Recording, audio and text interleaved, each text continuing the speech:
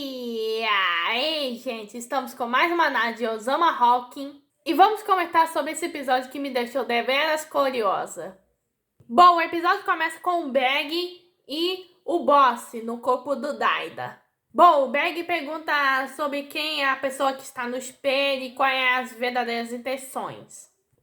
O Boss pergunta do porquê que ele quer saber tanto disso e meio que o Bag responde que ele quer trazer o rei Daida de volta. Bom, o Bosch fala que ele viu trevas nos corações de muitas pessoas e tentou ver o que estava bem lá no fundo. E ele fala que todos que estiveram com ele foram meio que boas pessoas, especialmente o Bang. E ele fala que o nome do espelho é Miranjo, que é a pessoa que ele tem mais carinho. Bom, a gente meio que vê agora a Riley e o Dosh encontrando o Aspias envenenado. Bom, o Dosh meio que pergunta se é veneno e meio que o Aspias fala que roubaram a Miranjo dele. E meio que o cara, tu ainda tá nisso, bro?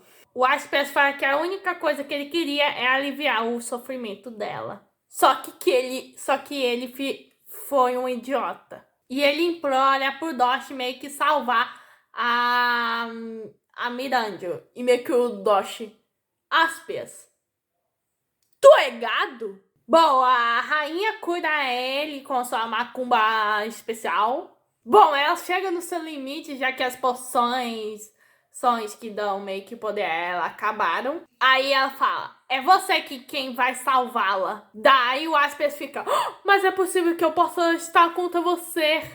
E meio que a Riley, nossa, eu não consigo mais entender vocês mesmo. Bom, a cavaleira meio que explica porque a Rin tá tão confiante. É porque ela tem certeza que o Boji irá salvá-los. A esperança que ela sentia agora parece vir dele. Bom, aparecem o Domas e o Rokuro e meio que eles já se desculpam com a Riley pela merda que fizeram. E agora eles estão prontos para oferecer suas vidas ao Boji. E a Riley meio que bravinha, meio que ela fala, estão perdoados. Olha, eles conseguirem perdão da Riley é outra história. Não é a mesma coisa que pedir perdão pro Boji. O Rokuro fala que o Boji o salvou do Rei Desha, da Ordem do Submundo. E o Rokuro fala, ele foi incrível, e meio que a Riley, é mesmo? Onde é que ele está? E meio que o Domas, onde é que ele está mesmo? Hein? Bom, o Aspers fala que ele foi naquela direção e meio que o Domas e o Rokuro vão lá ajudar o Boji. O Aspers vai junto e meio que a Riley fala, Aspers, boa sorte. E deixa de ser gado. O Doshi meio que vai junto nessa meio que missão deles. Voltando pro calabouço, meio que o Rei Bosch fala que Miranjo foi como uma mãe, uma filha e uma professora para ele. Ele viajou pro mundo quando era jovem para treinar como um guerreiro. Um dia ele meio que visitou a região mágica de Roma para lutar contra alguns magos. E daí dentro da escuridão, meio que o Daida começa a ver meio que o flashback do pai do Boji. Na região de Roma, meio que as pessoas aprenderam as magias que só os deuses usavam. E eles foram para a primeira nação para desafiarem os deuses. Na época, os deuses meio que escravizavam meio que as nações uma por uma. O povo percebeu o que estava vendo e meio que resolveu enfrentá-los. Mas pelo que o Bag ouviu, meio que o povo de Roma meio que usava a magia para cometer qualquer atrocidade. E meio que foi naquele lugar que ele conheceu a Miranjo. O pai da Miranjo era um mago meio que extraordinário. Eles meio que estavam lutando até a morte, até que ele acaba meio que matando ele. Ele estava seriamente ferido, mas a mãe da Miranjo o salvou. Ela era muito gentil. Todas as pessoas daquele lugar eram boas. Ela era tão bondosa que chegava a ser impressionante. Ele meio que permaneceu nessa região para acompanhar o crescimento da Miranjo. Ela era brilhante e poderosa, mas tinha um bom coração igual à mãe. E meio que a mãe da Miranjo fala que a felicidade dos outras pessoas seja o motivo da sua felicidade. Gente, a Miranjo bebê é muito fofinha. E meio que a luta dos deuses meio que se intensificou. e o Bosch lutou contra eles. Não é igual ao Sumaço no Valkyrie, não, gente. O reino de Roma meio que obteve muitas vitórias, mas perder uma única vez significa o fim deles. E esse era o tamanho do poder dos deuses. E olha que os caras são muito opelões. Bom, conforme as coisas vão evoluindo, o Reino Roxa decidiu unir forças com o Reino de Yakuza. O povo meio que acreditou que ambos os lados chegariam a um entendimento. Mas países diferentes possuem culturas diferentes. E o Yakuza é o total oposto do Roma. E a mãe da Miranda só percebeu quando era tarde demais. Meio que aquele povo foi governada pelos forasteiros e todas suas posses foram roubadas. Eles sobreviveram enganando pessoas para meio que poderem se protegerem. Era assim que eles sobreviviam e tinham uma justificativa. Foram os costumes deles que definiram a humanidade das pessoas em Yakuza. Bom, o reino Roma meio que usou toda a sua sabedoria para reconstruir o reino de Yakuza. Ensinaram meio que magia e Yakuza foi bem beneficiada. Mas o povo considerou essa bondade e compaixão como fraqueza e desprezaram aqueles que os ajudaram. E daí começaram a se aproveitar da gentileza da mãe da Mirandio. Tipo, tem uma pessoa que meio que diz que ela precisa de remédios.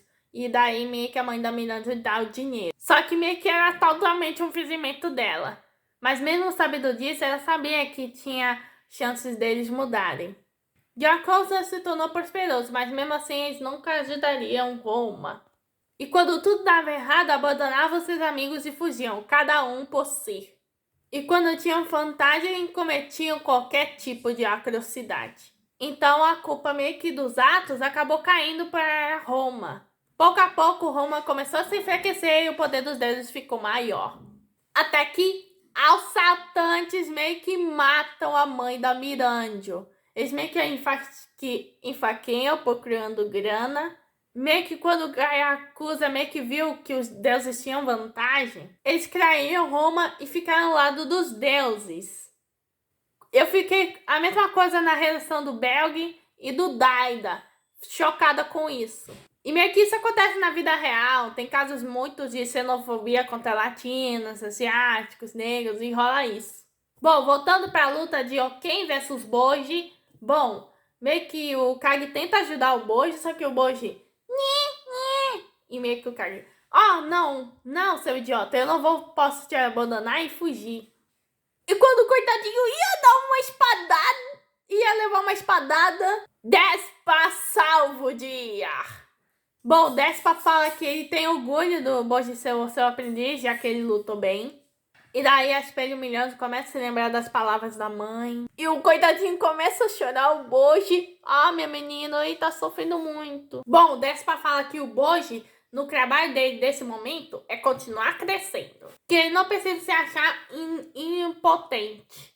Bom, o Despa já encontra a Miranda e o Kage meio que fala, eu posso quebrar ela em pedacinhos? E daí ele pergunta se ela não vai revidar.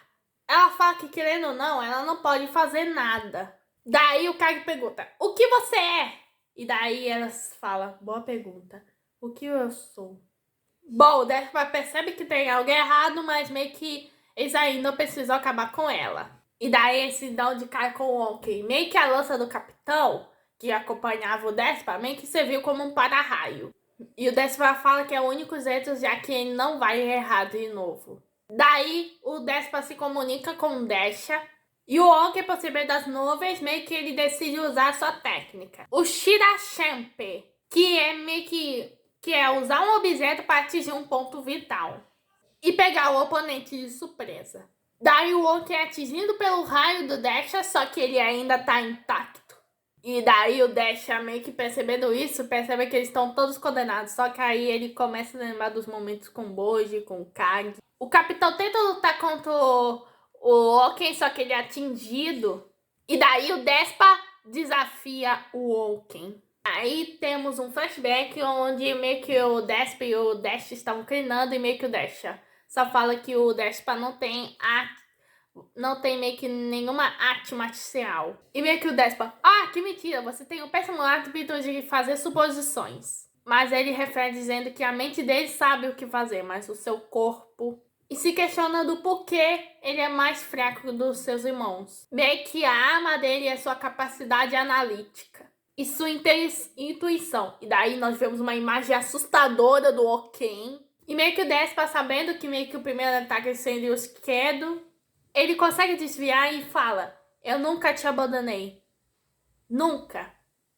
E agora? Vamos receber esse raio juntos? Ou seja, os Despa estavam se dispositando para se sacrificar. E daí ele começa a ouvir as vozes do seu irmão. E daí vamos a um plano consciente, meio que o Oki aparece e fala: Despa, você ainda não precisa me salvar. E meio que o cara: como assim ainda? E daí ele fala que ainda tem pessoas que ele precisa salvar. E daí quando ele fala que ele fará qualquer coisa para salvar, ele é atingido pela espada do Oken. Bom, o Boji e o Kage vão em direção dele. E meio que o Oken tenta atacar, mas o Boji, usando sua espadinha, faz um ataque multiplicado. E ele consegue quebrar tanto a espada quanto a máscara do Oken. O Kage fala que meio que o Despa ainda tá vivo. E meio que a Miranda fala que essa é a tática do Oken. Ele desvia dos pontos vitais para meio que ele... para assistir você morrer lentamente. Bom, o Oken se recompõe e meio que ainda continua lutando com o Boji. E meio que o Kage fala: se o Boji continuar assim, ele tá acabado. O Kage tenta pensar em alguma coisa. Bom, e o Oken se vira pro Kage e o Boji tenta proteger ele.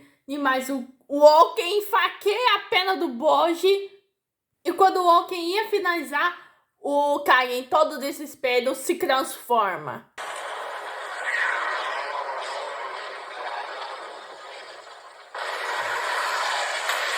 Pô, essa eu não esperava. O Kage se transformou numa espécie de Hulk das sombras. E a gente fica assim: mano do céu, o que é que aconteceu? Bom, isso só descobriremos no próximo episódio. Bom, esse episódio foi meio que intrigante. Entregaram o passado da Miranjo e meio que umas resoluções aqui e aí. E aí fica a pergunta: a Miranjo morreu? Porque eu acho que ela é meio que uma espécie de fantasma do espelho. E acho que ela não tá viva não, gente. Talvez ela tenha fazido um pacto demoníaco para meio que continuar viva, entre aspas. É isso que eu acho, não tenho certeza. Bom, essa foi a análise de Ozama Hawking. Se inscreva no canal, ative o sininho, compartilhe. Aqui meu Nutobiço fui.